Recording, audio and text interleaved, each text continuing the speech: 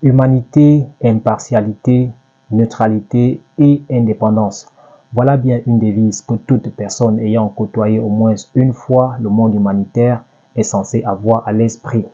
Aujourd'hui et partout tout autour de nous, les organisations humanitaires sont des agences dont l'influence est permanente et de plus en plus croissante. Leur présence est notamment marquée dans certaines régions spécifiques du monde, partant de l'Europe de l'Est au Moyen-Orient, de l'Asie du Sud-Est jusqu'en Afrique, et notamment dans sa partie située au sud du Sahara, encore appelée Afrique subsaharienne. On retrouvera par ailleurs dans cette grande famille d'agences humanitaires et parfois de développement des petites et grandes associations, des ONG nationales jusqu'aux grandes ONG internationales. De plus, il s'agit d'une famille très dynamique et toujours mobilisée pour le bien-être des populations qu'elles assistent.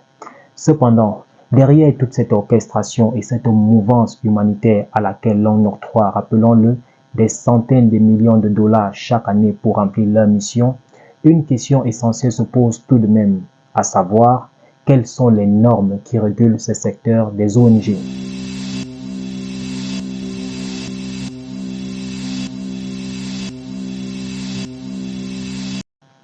Merci à vous de nous recevoir pour cette toute première édition d'Educalix Campus, édition durant laquelle nous serons accompagnés de professionnels humanitaires qui ont volontairement accepté de partager avec nous leur expérience du terrain et évidemment de nous éclaircir davantage sur ces 4 notions qui résonnent désormais comme le credo de l'environnement humanitaire.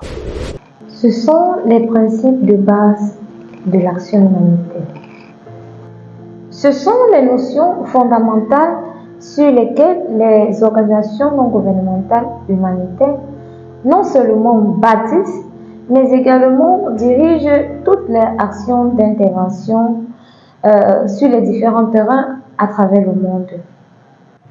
Vous voyez, sur le terrain, parler d'humanité, d'impartialité, de neutralité et d'indépendance, eh bien, c'est parler de cette fondation-là sur laquelle l'aide humanitaire repose dans toute son entièreté. Et aujourd'hui, le monde des ONG, principalement, durant ces dernières années, en a pleinement conscience, compte tenu des défis majeurs que nous rencontrons au quotidien. Ces défis sont de plusieurs ordres, mais le plus important pour une organisation, selon moi, c'est la confiance. Réussir à gagner la pleine confiance des parties prenantes, surtout la confiance de la population bénéficiaire de notre programme ou encore de notre projet. Les normes humanitaires sont indispensables. Non pas que sans elles, les résultats des projets ainsi que les objectifs ne seraient pas atteints, mais parce que sans ces normes, l'organisation risque de perdre la chose qui lui est réellement fondamentale, à savoir sa crédibilité. Et donc, afin de préserver cette crédibilité, il est important de faire comprendre à tous les collaborateurs et collaboratrices, à tous les bénévoles et les volontaires, et même aux étudiants et à d'autres partenaires qui aspirent à s'engager à nos côtés, l'importance de ces 4 principes humanitaires. Pour revenir dans l'histoire, rappelons tout simplement que c'est autour de 1921 que les premiers principes humanitaires ont réellement commencé à prendre de l'ampleur au sein de certaines organisations qui les intégraient déjà en tant que bonnes pratiques au cours de leurs opérations de terrain. C'est le cas par exemple du Comité international de la Croix-Rouge et du Croissant-Rouge, CICR, qui a d'ailleurs largement contribué pour leur expansion. Puis en 1949, la Convention de Genève fait adopter ces principes humanitaires dans le DIH, entendu droit international humanitaire. Bref, en ce qui concerne le principe d'humanité, il renvoie directement à l'être humain et sous 2 aspects relativement liés, la vie humaine et la dignité. À propos de la vie humaine, il est question pour les ONG de faire le nécessaire afin que cette vie humaine soit préservée et ceci sans aucune considération. Et quand je parle bien de considération ici, il peut s'agir de considération raciale et donc de couleur de peau, de considération ethnique ou culturelle et même de considération linguistique. Ici, en fait, la vie humaine est réellement considérée comme étant la priorité absolue. Mais à quoi renvoie donc cette deuxième notion de dignité humaine? À quoi fait-elle réellement référence? Parlant de la dignité, il s'agit du respect, de la considération ou de l'égard que mérite une personne. Et la dignité commence réellement par la prise en compte du besoin de base. Parce que la dignité, c'est tout ce qui fait de l'être humain un être humain, si je peux le dire ainsi.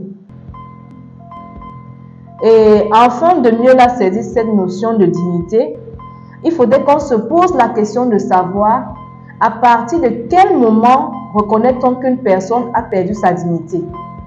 Et donc, une personne qui n'a plus accès aux soins de santé de base est une personne qui a perdu sa dignité. Une personne qui n'a pas accès à un abri ou à un logement, eh bien sa dignité est entachée. Une personne qui n'a pas accès à une alimentation adéquate a perdu sa dignité. Et étant donné que les questions d'éducation sont majeures ou fondamentales dans le monde humanitaire, un enfant qui n'a pas accès à l'éducation, sa dignité est également entachée, ainsi que tous les éléments qui sont liés à la protection des personnes. Pour tout dire, le principe d'humanité signifie préserver et maintenir la vie et la dignité des personnes. Mais tout cela, comme nous l'avons déjà mentionné plus haut, ce sont des normes, c'est-à-dire des règles et standards contenant les meilleures recommandations en la matière. Mais qu'en est-il réellement de leur faisabilité sur le terrain? Car il est tout de même important de souligner que les organisations humanitaires, lors de la conception, de la programmation et même de la modélisation de leurs interventions, eh bien, adoptent une approche exclusivement basée sur celle des projets. Et comme l'on enseigne dans toutes les grandes écoles du monde, un projet, il est qualifié par deux éléments essentiels, son début et sa fin.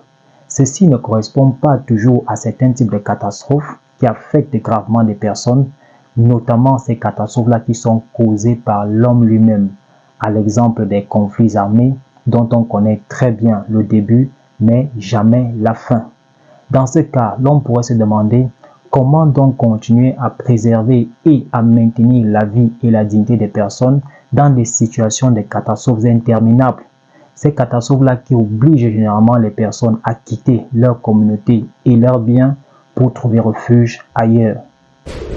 Les cas d'intervention en situation de conflit armé sont très complexes. Très complexes. Et là, il faut le reconnaître. Parce que nous pouvons achever une journée de travail ordinaire, mais nous ne savons toujours pas ce qui se produira dans les heures qui vont suivre, ou à quoi ressemblera le jour suivant. Et de plus, il est vrai que lorsque le conflit devient interminable, la présence de l'organisation ici est remise en question à cause des budgets qui sont limités. Même si dans certains cas, ces budgets sont extensibles. Et si l'ampleur du conflit devient considérable et que pour des raisons liées à la sécurité des personnels, nous sommes appelés à quitter le terrain et donc par conséquent laisser la population livrée à elle-même. Il est évident de conclure que ni la vie ni la dignité ne peuvent plus être préservés, malheureusement. Les conflits peuvent durer 1 an, 2 ans, voire même des décennies.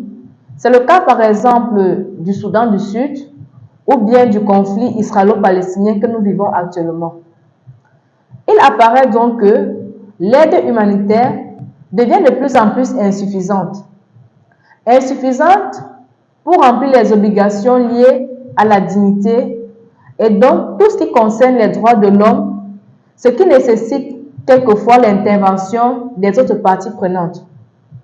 Et si vous avez par exemple des personnes qui se déplacent sans cesse au fil d'un conflit, on en arrive à des cas où les enfants ne peuvent plus avoir accès à l'éducation pendant des mois, voire même des années, ce qui devient de plus en plus problématique.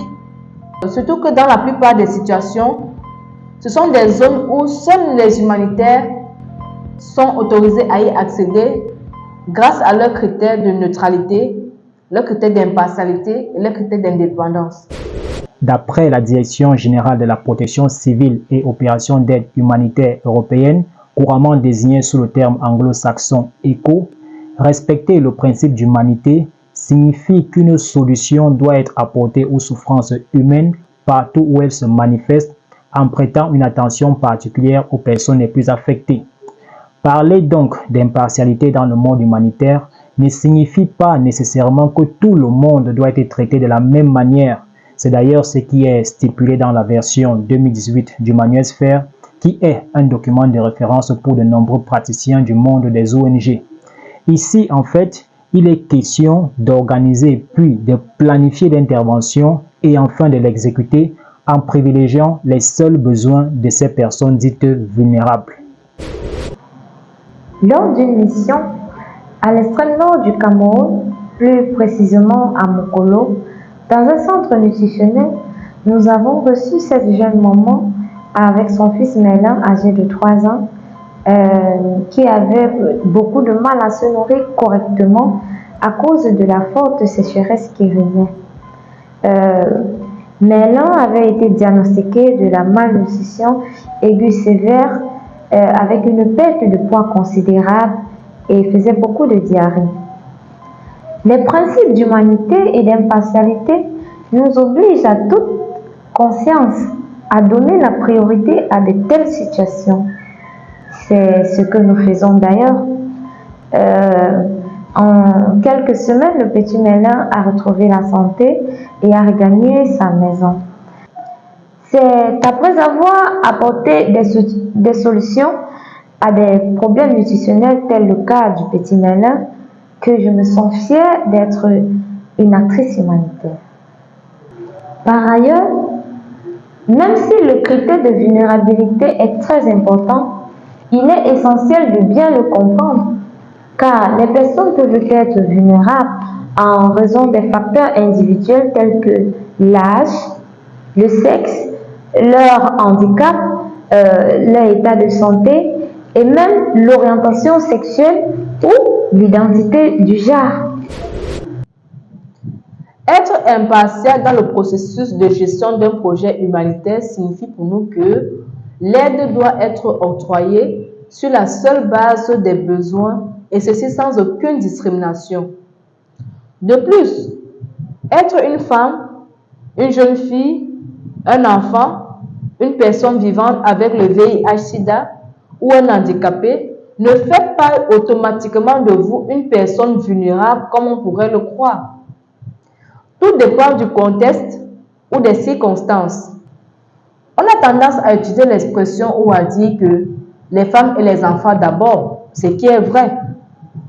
Mais en fonction du contexte, on aura des cas où certains hommes sont plus vulnérables que ces femmes, que ces enfants ou ces jeunes filles. Et par conséquent, les besoins de ces hommes seront la priorité à considérer devant ceux de ces femmes ou bien de ces enfants. Et c'est en cela que la notion d'impartialité doit être bien comprise. Parce que dans un groupe de personnes vulnérables, il faut d'abord identifier les plus vulnérables et accorder la priorité absolue à leurs besoins.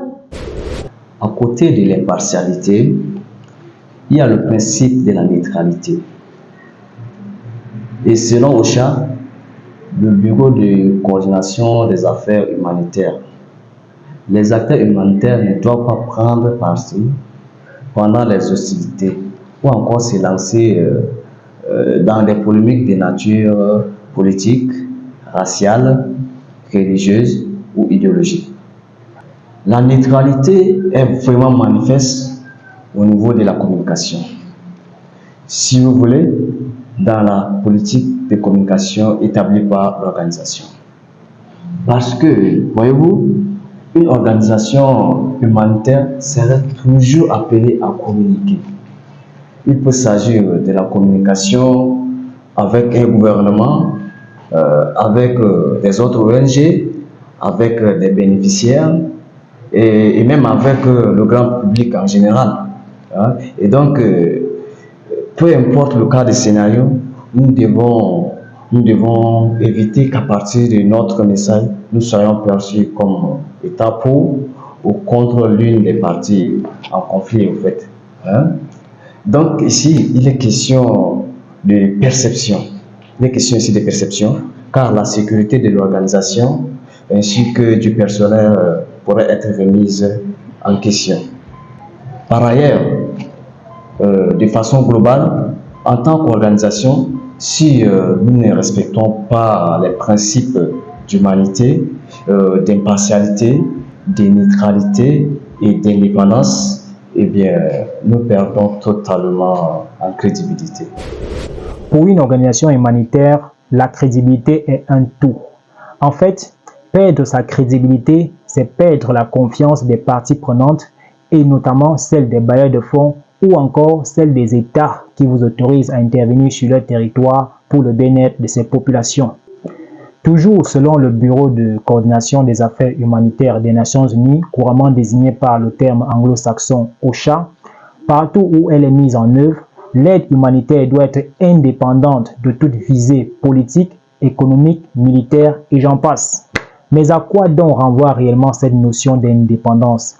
Parce que, contrairement à ce que l'on pourrait croire, l'indépendance, ce n'est pas toujours le manque de dépendance. Effectivement, cela semble contradictoire. Parler d'indépendance ne signifie pas que nous ne sommes pas dépendants dans une certaine mesure.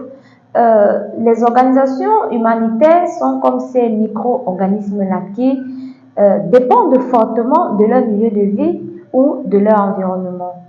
Par exemple, nous dépendons majoritairement des financements de l'extérieur parce que les programmes humanitaires ne sont pas intégralement réalisés grâce aux fonds propres de l'organisation. Par ailleurs, notre indépendance réside dans l'action en elle-même, c'est-à-dire que nos choix sur le terrain vis-à-vis des bénéficiaires ne découlent pas des directives d'un gouvernement ou d'un bailleur quelconque. Je pense que dans l'application des principes humanitaires, le défi majeur ici, c'est l'accès à la population qui est dans le besoin. Parce que dans les cas de conflits armés, accéder à la population est un véritable problème. Et c'est donc l'une des raisons pour laquelle nous sommes contraints d'entrer en négociation avec des partis et donc, la plupart du temps également, nous sommes obligés de faire des compromis. Par exemple, en 2013, en Libye, nous avons vu des organisations s'installer uniquement du côté des rebelles, ce qui a causé un réel problème de perception et même de conscience. Et pour corriger cela, il fallait entrer en négociation avec l'armée gouvernementale afin d'avoir accès à la population qui, elle aussi, avait besoin d'aide sur cette partie du territoire.